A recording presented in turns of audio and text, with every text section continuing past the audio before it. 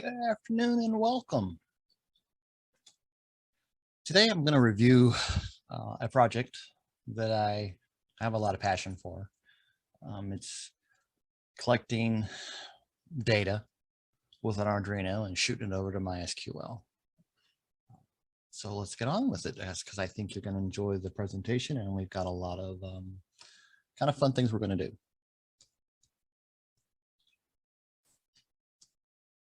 A little bit about myself. My name is Wayne Leutwyler. I work at Optum. I've been in the IT world for 35 years. The last 25 of it spent with Optum. My career has spanned everything from service manager at a computer repair store to a Novell network administrator to DBA and to the engineering position I'm in today. And there's been a lot more in between there as well, but if I were to delve into those, it'd take up the entire presentation. So we won't go that deep into those. I do live in Columbus, right outside of Columbus, Ohio, with my wife and daughter, 6 cats and 2 dogs. Yes, it is a bit of a zoo, but it's a comfortable zoo. So, you can't go wrong with that. So today we're going to look at the goal of this project. We're going to look at the hardware used, the software used, what cloud technology I decided to go with, the information needed to create your database, and then we'll do some seed in action, some actual real-time queries of the data, seeing the data being sent, seeing it being pulled back. We'll do all those little things as well. I'm not going to bleed every slide when we get to the seed in action. The slides will be in the deck, but I want to show you guys in action what's going on, not in just slides. I think that is just a little boring, and I don't want to be boring. So the goal of this project is to collect weather-related data with an Arduino and send it directly to a MySQL server. But before I go deeper than that, I want to tell you a story about what got me involved with weather, why I have a passion for weather and a passion for data collection. In 1974, I was 8 years old. I lived in Louisville, Kentucky with my mom, dad, and little brother. And in April of that year, massive tornadoes came through Louisville, Kentucky. They were just tremendous. And there were numerous ones. I think there were 8 to 10 individual tornadoes. And they just wreaked havoc all over the city. So, it's a spring day in Louisville, and the sky's blue. It's pretty. I remember it because this is such an overwhelming experience. And then, of course, all of a sudden, the television starts going off with the weather alerts. The transistor radio starts going off with the weather alerts. My dad grabbed the transistor radio and started listening to it. And of course, my mom and my brother and I jumped into the living room, start watching the television to see what was going on. And they're calling out that these tornadoes are going through Louisville. And they start calling out the addresses, the areas of town where they're hitting the most. And the commentator comes across and says, there's one in the path of this neighborhood on a Walnut Ridge. Well, that's where we lived. So my dad immediately told us all to get to the basement. So we all went to the basement. And for reasons not known to me today, my dad stayed upstairs on the porch watching the storm. And as it got closer, it got louder. And he came down and he said, I see the funnel cloud. It hasn't come down and hit the ground yet, but I see it. He ran back up there to keep watching. I don't know why, but I do know why, and I'll explain that in the end. So we're sitting there and down in the basement when we're scared, and Dad comes running downstairs, and he grabs all of us. He says, "Get to the corner." And we went to the furthest corner in the basement. and we just hunkered down.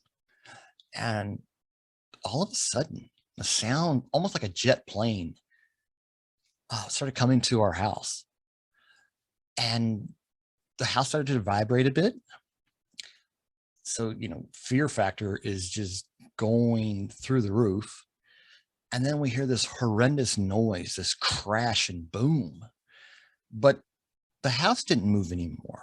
And then we heard more horrible noises, trees being uprooted from the ground. And then all the noises stopped. Just almost as magically as they started, they stopped. We stayed downstairs for about 10 more minutes. Dad went up, kind of peeked, saw that the blue skies had come back, and he told us we could come up. When we came up and we went outside, we found that the crashing boom we heard was our chimney getting ripped off of our house. And then the trees being uprooted were all the trees in our backyard and in neighbors' backyards that were just uprooted. Some of these trees were 100 plus years old, and they were just completely uprooted. So, we're looking around at the devastation. My brother and I, we're not real cool with it, but I'm 8, he's 5, so I wouldn't expect us to be cool with it. Then, my dad still has the transistor radio, and he's still listening to it. And then they call out that there's multiple tornadoes headed in the direction of Stilts Avenue, and that's where my grandmother's house was. And my grandmother was at work this day, or we thought she was at work this day. So my dad's like, "Oh, we need to go over there and check on grandma." But we couldn't drive. I mean, power lines were down everywhere, street lights were down, signs were down. Everything was just down. There was no way to drive on the road. So we had to walk. It was only 5 miles from our house to grandma's house. So my dad and I started walking, and my brother and mom stayed home. And as we walked, we walked through all of the different destruction, to get to grandma's house. And I was 8, and I was getting like scared. And I guess I started clutching my dad's hand harder and harder, the more scared I got. And he stopped, and he got down on his knees and said, "Wayne, I know this looks scary, and it is, until you take the time to learn about it, and then it won't be scary anymore." And, I just shook my head and said, "Uh-huh." And we continued on. And as we got to the top of Stilts Avenue, and there was a pub there. And as we rounded the corner of the pub, we could see down the avenue, and most of the houses were intact. There were some houses that were, damaged, some that were completely gone, but most of the neighborhood was intact. Well, as soon as we got far enough down the sidewalk next to the pub, we found my grandmother's house. And it looked like a child had taken a house built out of Legos, picked it up real high, and threw it on the ground. There was just debris everywhere. Furniture, lumber, shingles, bricks, you name it, it was around. So we started calling out for my grandmother, and no answers. We still, we kept calling, we kept digging through the rubble, looking. I dug as best I could. I was 8, but we kept looking. And then I noticed there's movement over where the bathroom should have been. And my dad and I rush over there, and we start to clear away the debris. And as we clear away the debris, the movement becomes more. There becomes more and more movement. And then we get the debris cleared down to where we're at a mattress. And all of a sudden, my uncle stands up. My uncle was 18 years old at the time, but he stood up from underneath that mattress. He was in the bathtub. He was in the house when the tornado came. He said it sounded like 14 freight trains coming straight at you. He could feel the air pressure starting to change. He could feel the shaking and the vibrations. And, all he knew what to do at that point is to go to the safest place in the house, which was the bathroom, because there was no window, and there was the bathtub. So he grabbed the mattress off his bed, ran into the bathtub, jumped into it, covered himself with the mattress. And then it happened. He said it was like this massive explosion. The house just was lifted up off the ground, thrown back down all around him, and it just made the most horrendous noise. And the debris was everywhere. But he wasn't hurt. And I asked my dad, I'm like, Dad, why is the bathroom still here? Why is my uncle okay? And my dad was like, well, the bathroom, all the plumbing goes through a concrete slab into the ground so they can go back to the, to the water incoming and the sewer and whatnot. He goes, and that's all anchored in the ground. The tornado can pick up what it can grab, but if it's anchored to the ground like this was, and it was right on ground level, the tornado wouldn't be able to pick it up. And it didn't. And it was all intact. Well, the plumbing was. Most of the rest of the stuff was gone, but the plumbing was intact and the bathtub was intact. So we still didn't know where my grandmother was. I asked my uncle where my grandmother was, and he just said, well, she had to go to work today. Well, we knew where she worked, and it was on another part of town.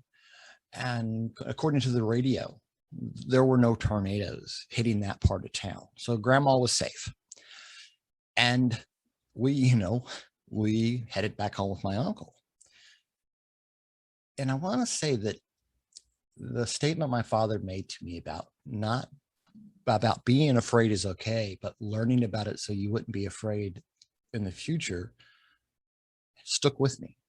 And as soon as things got back to normal, I'd go to the library and I'd read all the books I could about tornadoes and thunderstorms and extreme weather.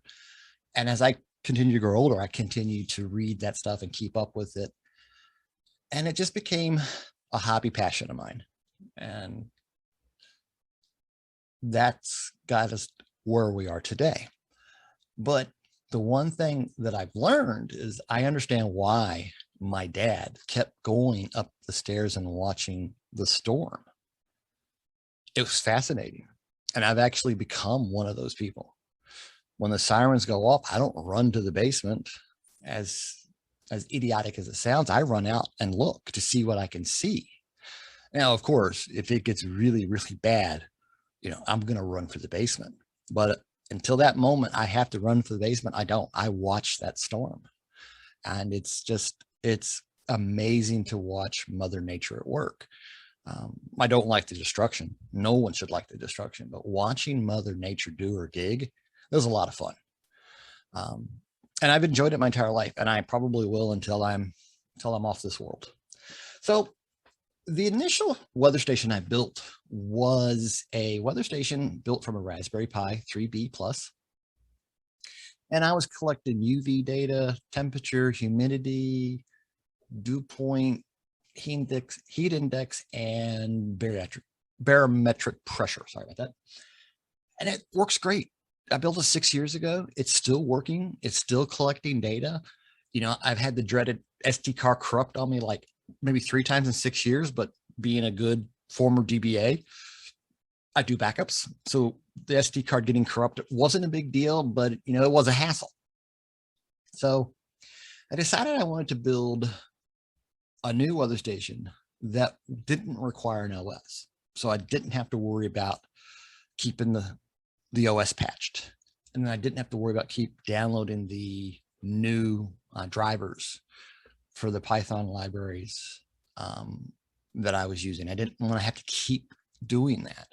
So I decided that it was time to simplify and move to an Arduino.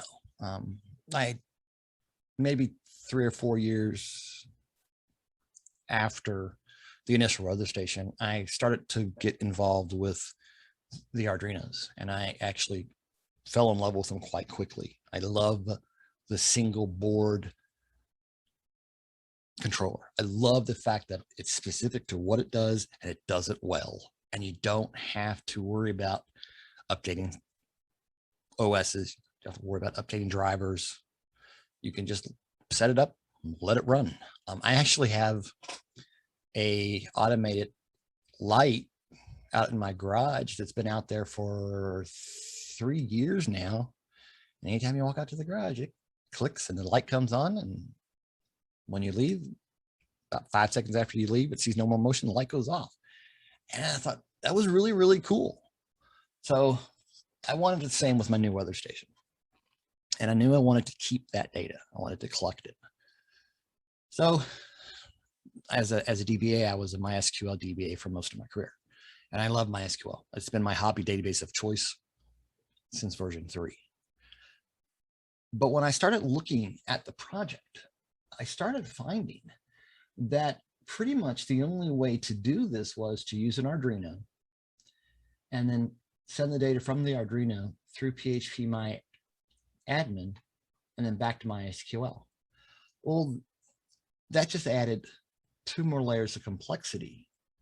You know, the Arduino now sticks to PHP MyAdmin and then MySQL. I didn't like that. So I started continue my research. I continued digging because I wanted to get rid of these dependencies on PHP MyADM. So I start digging, I start learning, and I was able to end up with this solution going directly from the Arduino to the MySQL. And the key to that was the Arduino libraries that I found that would allow direct connections to MySQL. Those libraries were like the next key to the puzzle as I was building this out. So the data we're going to collect in this particular demonstration is temperature, humidity, dew point, and heat index. All 4 of those can be collected from one single temperature humidity sensor. Dew point, we will calculate by hand, and heat index is actually calculated in the drivers for this sensor, and you can just pull it out of there. So it's really cool. You got one sensor, 4 outputs that you can collect data on.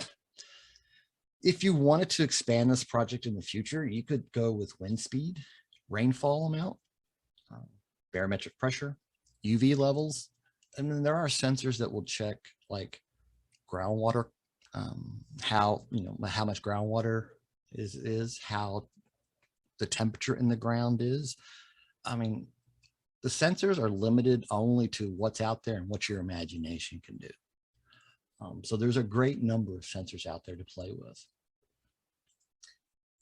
So for this particular part of the project, we're going to use an Arduino Wi-Fi revision 2. We're going to use a DHT11 sensor, and we're going to use 3 jumper wires. The approximate cost for all this was about $65. When I started this project, it was right before the pandemic started. And the goal of the project is to take this and give it to local STEM centers. So I started it right before the pandemic. And what was interesting is that the approximate cost before the pandemic was $45. Well, since the pandemic has slowly been winding down, the cost of the Arduino Wi-Fi has gone up by 20 bucks. So you could still be able to find it cheaper, depending on where you look. I typically get my stuff off Amazon because I don't have any local electronic stores around me. So I get most of my stuff off of Amazon. So, and that's where all this came from. So again, we just have these two, the Arduino and the Wi-Fi sensor that we're going to work with. Shoot, temperature sensor, not Wi-Fi sensor. Wi-Fi's on the board. So here's the build out. Here's the pinout that we're going to talk about. So before I talk about the pinout, I just want to caution everyone. If you try this, don't plug anything into your PC until you have the connections done and this connection set up correctly. If you plug it in and try to set everything up, there is a potential to damage the Arduino, the sensor, or your PC. So don't take that chance. Just get the work done and then connect it to your PC. So as we can see in the picture here is that we're using the digital 2 rail to the signal on the sensor. We're using the 5-volt rail to go to the sensor, and we're using the ground to go to the sensor. So that's the only 3 connections that we need. We don't need any more connections than that for this project. A reminder, when you hook the ground and the positive up, make sure you hook them correctly. If you reverse them, I guarantee you, you will burn out your sensor.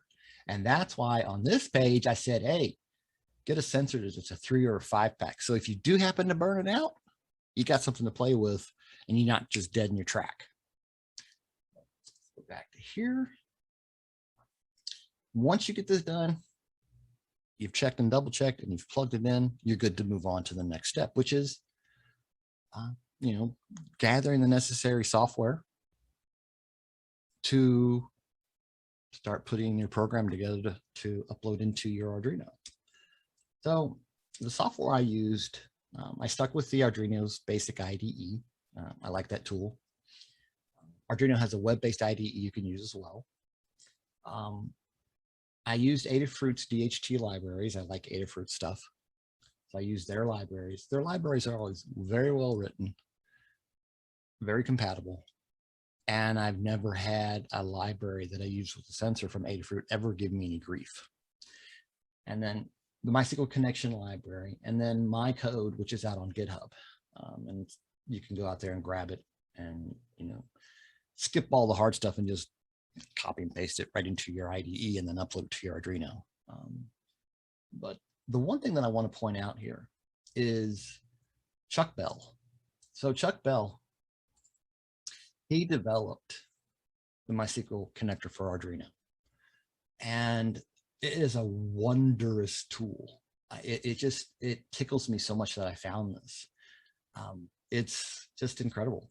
It does exactly what you want it to do. And there's not a lot of fluff to it. You make a connection, you either leave data or you pull data, and that's it. And he has tremendous examples that we can look at. So like if you just wanted to play and start at the ground up, I would say that you would start with this connect sketch. And if we open this connect sketch up, as you can see, it's really quite simple. We're defining the Ethernet driver. That would be as if you're using a wired Arduino, one that had a network shield on it or an Ethernet shield on it. If you're using the Wi-Fi one, you would replace this with the appropriate driver for Wi-Fi. And we'll look at that in a couple pages. But basically you set this connect up, it'll connect to your database, let you know that it's there, and then disconnect. So you can just within a few minutes, you can do basic functionality testing to make sure that the drivers in your Arduino are talking to your database. And that is just the way it should be. And it does work very, very well. So, I encourage you that if you want to play with this project from the ground up, you go out here to Chuck's place, you grab his GitHub information, and you start playing with them. They're really helpful. And I did base some of what I've done on some of these scripts. I mean, I'm not going to reinvent the wheel if someone else has already provided it. I'm just going to modify that wheel to do what I want it to do. So, and then just real quick, we will jump over here to my site where I keep my repository. It's a little, right now it's not updated as much as I want it to be, but by the time we have this presentation in September on the 27th, this will be completely updated. The current software is out here. It's right here. So you can always jump in here and grab the information. So, this is the code. And when we'll look at this code in a few moments more in-depthly, but for now, we're just going to leave it right here, but we'll come back to it. Let's go back to our presentation. So, it is time to look at the code. So let's go back to that on the screen and let's look at the code. So here we are. So here's the code that we're working with. And, this first section this is where we're including our necessary drivers.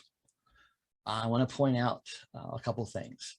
This driver is for the Wi-Fi. This is what's going to give us our Wi-Fi connectivity.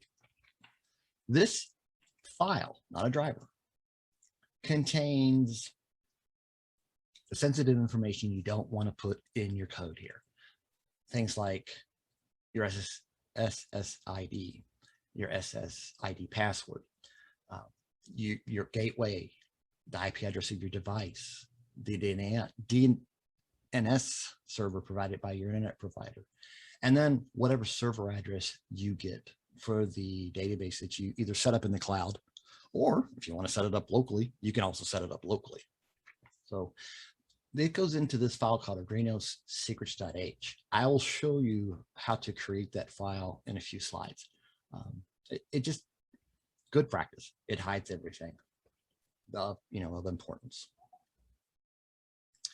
So we're defining our DHT sensor, and then when we hit our void setup here, I'm initiating serial communications so I can do some debugging as I program. I'm initializing the driver for the DHT. I am making sure that the Wi-Fi is there and working. And then if we get through these, then we're going to go ahead and attempt to connect to the wireless network. If you have like your password wrong or your SSID wrong, you won't connect to the wireless network. But the nice thing about it is it'll tell you in the serial monitor what's going on. Once you get connected to the network, then the tool is going to give you output to the serial output, telling you you're connected. It's going to print what your gateway is. It's going to print what your IP address is, and it's going to print if DNS is configured. DNS being configured is not necessarily needed for this project since we're using IP addresses. You can leave it in, it won't hurt anything, but it's not necessarily needed. And then we jump down here into the void loop. And this is where we start doing our work. So we're reading from the sensor, the temperature in Fahrenheit. We're reading the humidity. We're calculating the dew point using values from the temperature Fahrenheit and the humidity. And then, like I said, the heat index is already computed for us in the libraries. We just have to call it. And here I'm referencing temperature Fahrenheit and humidity so that it'll calculate it based off of those. Once that's done, an initial connection is made to the database. If the connection fails, it'll tell us. If it doesn't, it'll keep going. So now we need to define our query. So basically I've defined that I want to only grab, these 4 columns. And then, so I'm setting up how much memory I want to use for each of these. So, so I have a character query of 128, and then each of these individual variables, I just set them up for 10 bytes, 128 bytes. More than enough room on the Wi-Fi Uno for that. And then, making sure that I declare some strings. I'm sorry, declare these a float value, column string, temperature, string, humidity, and whatnot.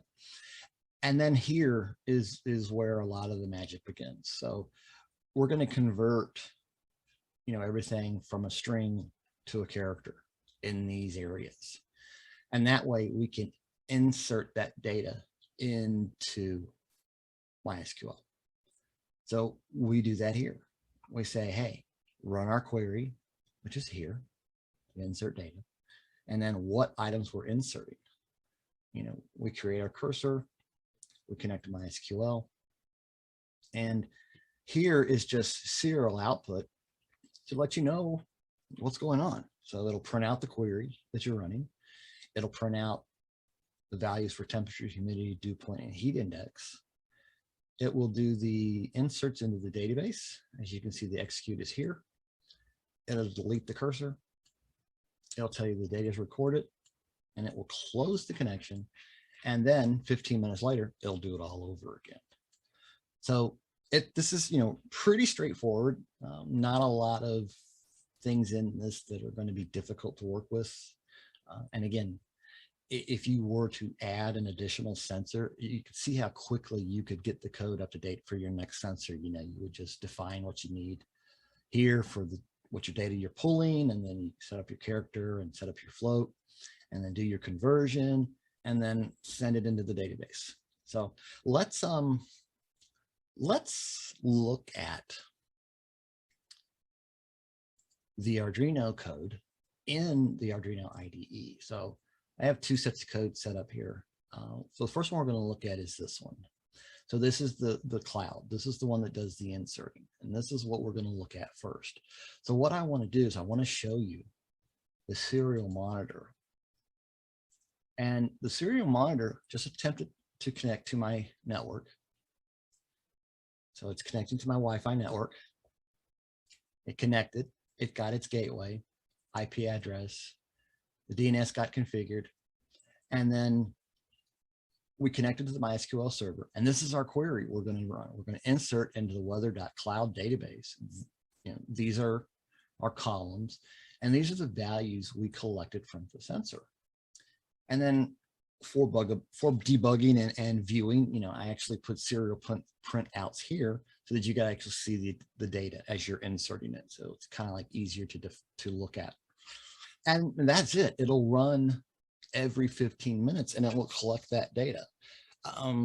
If you're not sure if your data is collecting, you can always just like hit the reset button on your device and it'll reconnect and it'll give you more information.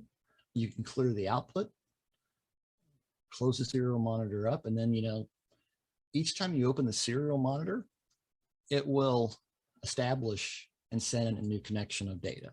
So I like that feature. You could actually turn that off by disabling the serial monitor, but then you wouldn't have the debugging output. And I don't recommend that because I like debugging output. It's helpful to solve a problem. So let's go back to our presentation. And again, we just reviewed this code. So it's all spelled out here for you. And this is the remainder of the code. And then this is the section I wanted to talk to you all about, the secrets, the Arduino's _secrets.h. When you have your IDE open and you're working in your code to create the Arduino secrets.h, you just click this little down arrow right here. There'll be new file, you name it to this, and then you populate it with data like this.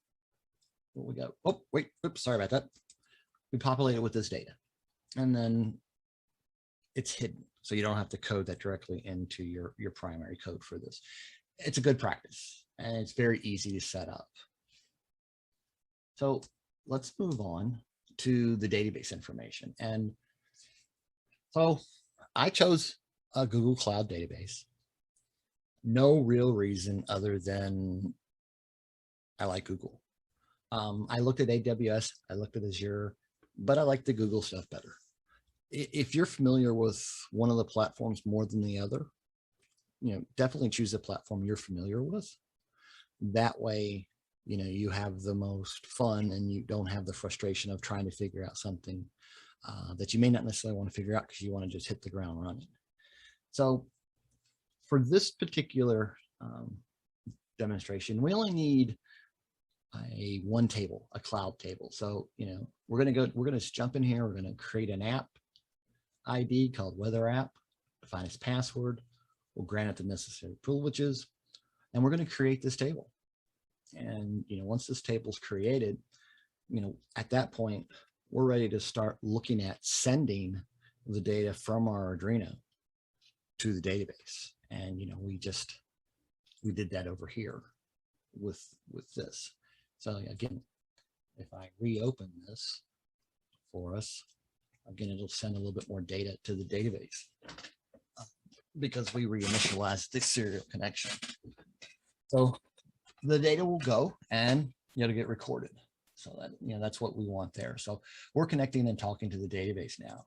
So let's move on to the next slide. Now, I included another part of hardware here because I thought some people may not want to use the Wi-Fi. They may want to use a wired connection using an Ethernet shield.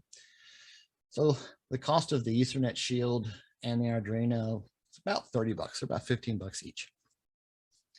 To connect the Ethernet shield to the Arduino, you just align the male and female pins and then gently push them together.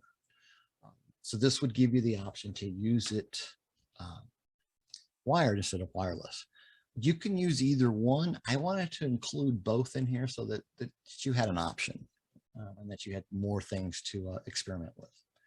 So Now, I just put together a really simple query that I can send through the Arduino IDE to pull data. And, if we look at this, I'm just using the two MySQL libraries, the Ethernet library, and our secrets file. Now, here's where I'm defining my Google Cloud database address, the username, the password, the SSID, the secret paths, just like we did in the one that sends the data, but this one is just pulling the data. So, we put together our query here. So we called it select. So we're just getting these 4 columns from the weather cloud table, and we're going to order it by ID, descending limit to 12. So we're only going to get just a little bit of data back, but you'll see it sequentially. So again, here's a nice little set so that you don't have to continue to calculate seconds and hours if you want to. Again, we're doing kind of the same thing here. We're connecting, testing the database connection. If it works, then we're jumping over here and we're running our select. And then we are processing our select so that we can get the output in a readable format. So let's skip this and let's go back to the Arduino IDE. Clear this output. Let's go to this piece of code. This is the piece of code that we just looked at. And this is the piece of code that we're going to use real quick for our demonstration. I'm going to change the port real quick on the other screen so that we upload to the correct port. So let me choose the Arduino Uno. Then let me change okay, so here we go. So I changed the port and it connected to the Arduino Uno for us. And then it connected to, the database, and it pulled back 12 rows of data. And that's what we asked it to do. So that's just a really quick little example of how you can do that with the Arduino IDE. You don't necessarily have to use the Arduino IDE. You could always use a GUI tool like MySQL Workbench. So you could use that. So here's MySQL Workbench. And here's the query similar to the one we sent from the Arduino. So we run it here real quick, and you can see that we're pulling data back. So since I set this up, there's 780 rows of data, but you can notice right here, these timestamps are close together. And those were the times that we were hitting the opening and closing the serial monitor. And I did that so you could see that the data does get updated real time and quickly. So that's why that's there. So anything that you can use today to connect to a MySQL database, a PHP app, a Python app, a GUI tool, as long as you can plug those parameters into whatever you're using, you can connect to your cloud database to place your data and retrieve your data. I mean, as I think about this and as I try to grow this project more this year, the next step for me would be maybe looking at a mobile app for the Arduino, so I can actually look at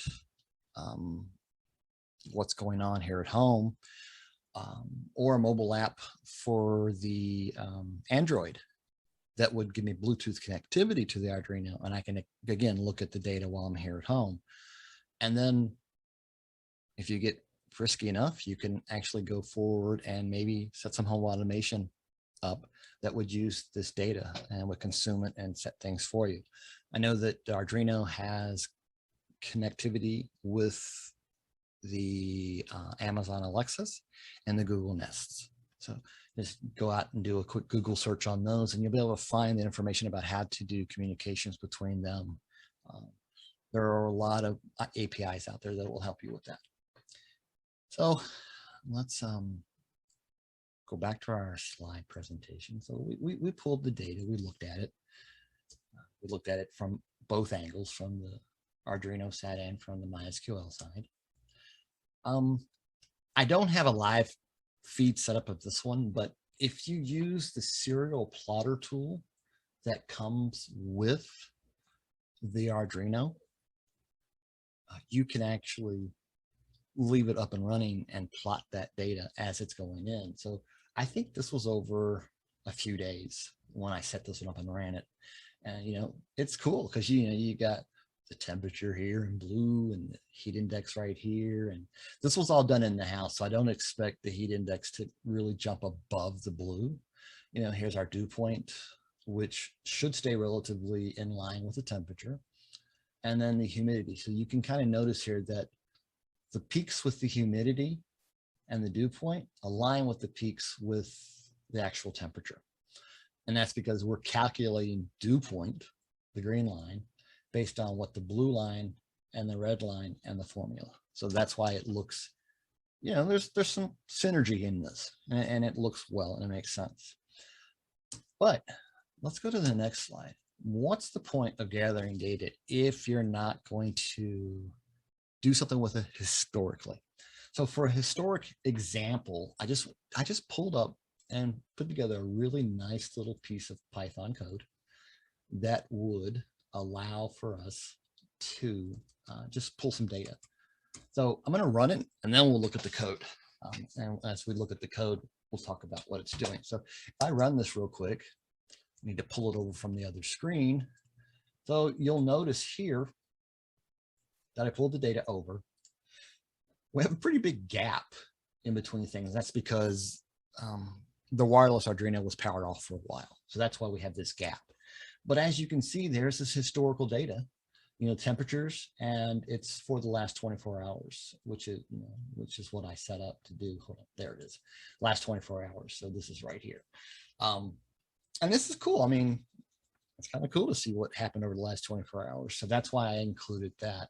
So let's kill this Python interpreter and let's look at the code here, and then I'll show it to you in the slide presentation. So the code is, again, pretty simple and to the point.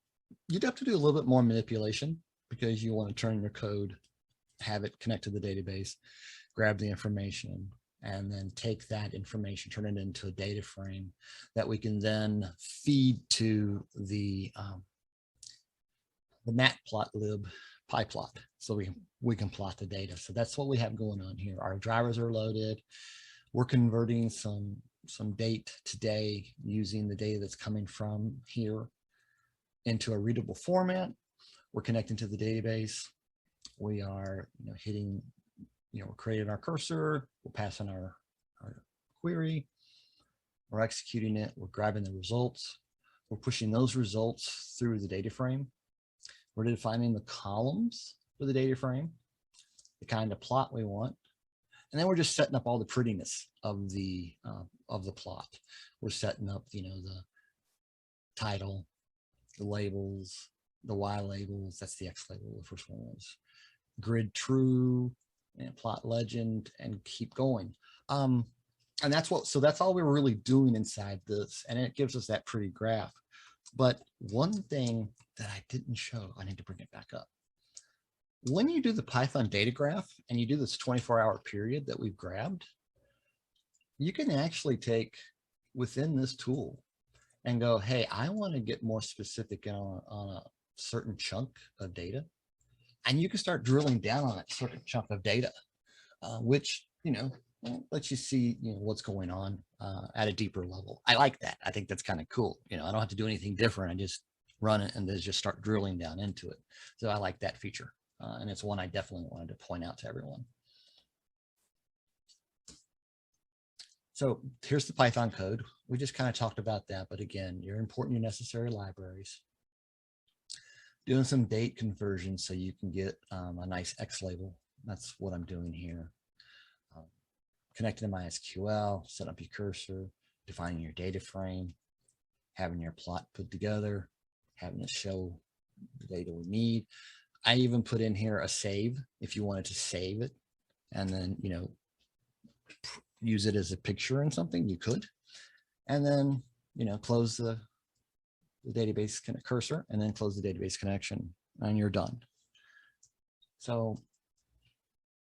That's the end of the entire presentation. Now it's time for final thoughts. This project has been a labor of love. Like I said, it started before COVID-19 hit.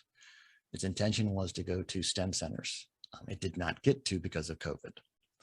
So I turned it into this presentation that I could share with many, many people. If you like the presentation, I encourage you to share it with anyone that has a desire to maybe get into technology. I think it might be a good starting off point. You know, you get to play with Arduino programming, Python programming, and MySQL. So you've got enough to really get your feet wet and have a lot of fun. So again, if you like this presentation, share it with your family and friends, or with anyone that you think might like to play with this and have a good time, because that's what it was set for sharing, for playing, and for learning. So I want to thank everyone for coming to the presentation. I want to thank you for the questions in the chat. I hope you guys enjoyed it. I hope I didn't ramble on too much. And I look forward to seeing everyone next year when I'll be back with a new topic. Take care, everyone.